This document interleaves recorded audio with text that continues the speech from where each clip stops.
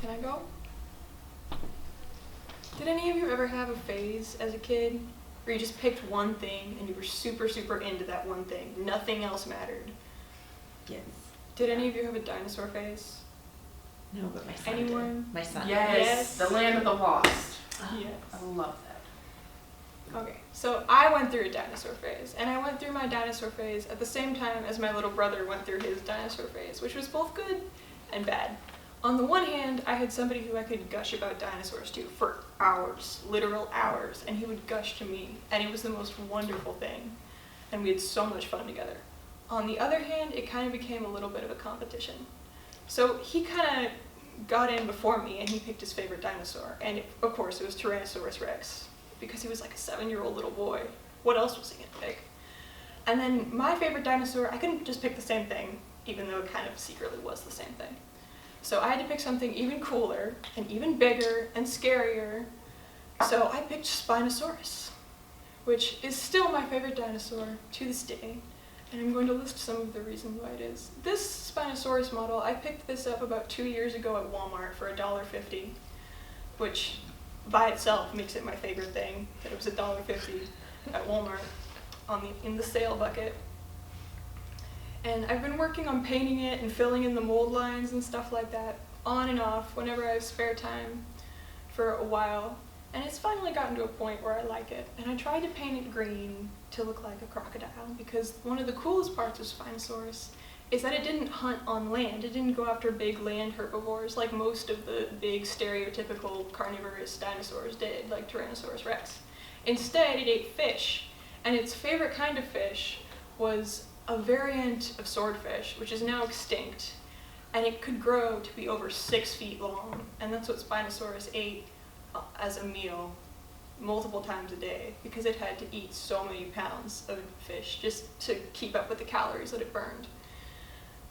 So that by itself is pretty cool. And then the way that Spinosaurus adapted to hunt fish is also really, really interesting, even if later it did eventually turn out to become too niche, and that's kind of what caused it to go extinct when it did. It had an elongated snout so it could dip its nose in the water and close its jaws on unsuspecting swordfish who just happened to be swimming by.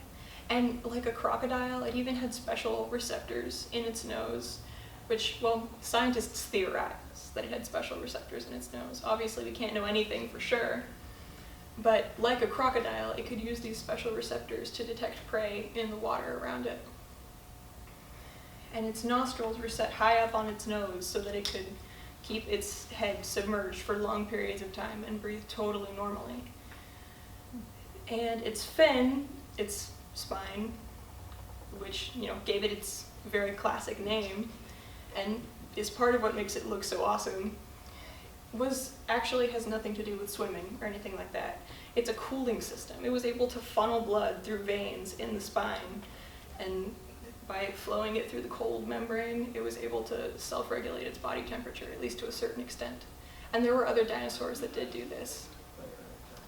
Unfortunately, because it was such a niche animal, it wasn't really able to deal with it when its environment changed. The rivers that it hunted in slowly dried up just over the course of natural climate change, and then it was forced to hunt those large land herbivores that the other dinosaurs hunted, which really wasn't great for Spinosaurus, because at the time that it lived, there was another large predator dinosaur living in the same area, which is now North Africa.